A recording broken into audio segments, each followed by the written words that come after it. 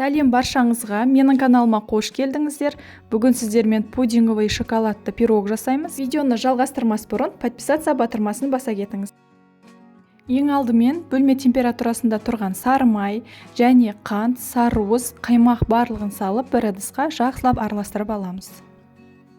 Енді құрғақ қоспаларымызды дайындаймыз. Менде мына жерде ұн, разрыхитель, какао және ванилин бар. Барлығын бірдей біркелкі етіп араластырып аламыз.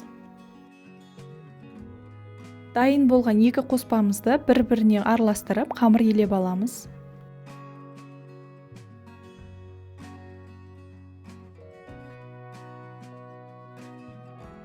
Дайын болған қамырымызды пергамент қағазының үстіне қойып, оқтаумен жайып шығамыз. Өздеріңізге ыңғайлы болса, қолмен де жайып шығуға болады. Формамызды 20 см етіп алып, жайған қамырымыздың үстіне қойып, қаттырақ басып аламыз, кесіп, сосын жандағы қамырларды бортик етіп жасап аламыз. Менің YouTube арнамда пирог, самсалардың, торттардың рецепттері бар, кіріп көрсеңіздер болады. Және каналыма тіркеліп, лайк басып, комментарий қалдыруды ұмытпаңыздар.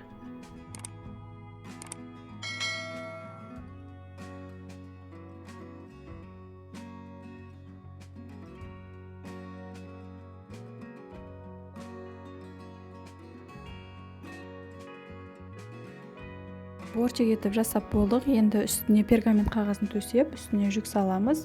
Мен маш салдым. Енді осы машымызбен бірге 15 минут 180 градуста пеште пісіріп аламыз. Пісіп болғаннан кейін қолымызды күйдіріп алмай, пергамент қағазын алып тастаймыз. Көріп тұрғандарыңыздай пергамент қағазы қойылған жер дұрыс піспеді. Сол себепті тағы 15 минут пісіріп аламыз. Қамыр піскеннен кейін барып қана начинкасын дайындаймыз. Біз начинкасын дайындап болғанша қамыр толығымен суып қалуы қажет. Начинкамызды дайындау үшін алдымен ыдысымызға сүт, кілегей, қант және жүгері крахмалын, какао барлығын қосып араластырып алдым. Астын отқа қоймай тұрып жақсылап араластырып аламыз. Отқа қойып, жақсылап біркелкі араластырып тұрамыз. Егер араластырып тұрмасаңыз, асты күйіп кетуі мүмкін. Сондықтан біркелкі араластырып тұруды ұмытпайық. Осылай қоюланады. Алғашқы пузырькалар шыққан кезде оттан аламыз. Енді үстіне суытпай шоколадты және бөлме температурасындағы сары майымызды салып, жақсылап араластырып ерітіп аламыз.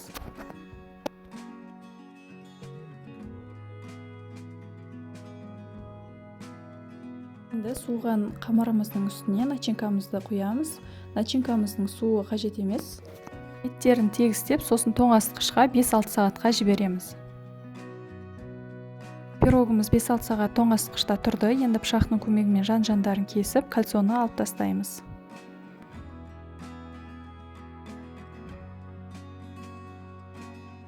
Енді пирогымызды кесіп көреміз. Шоколадты сүйіп жейтіндер үшін ең күшті пирогтардың бір түрі. Міндетті түрде жасап көріңіздер. Начинкасына желатин қосып жіберсеңіздер де болады. Міне қараңыздар. Өте әдемі, дәмі енді күшті болып шықты. Жасап жатсаңыздар ас болсын. Келесі видеода кездескенше және подписаться батырмасын басуды ұмытпаңыздар.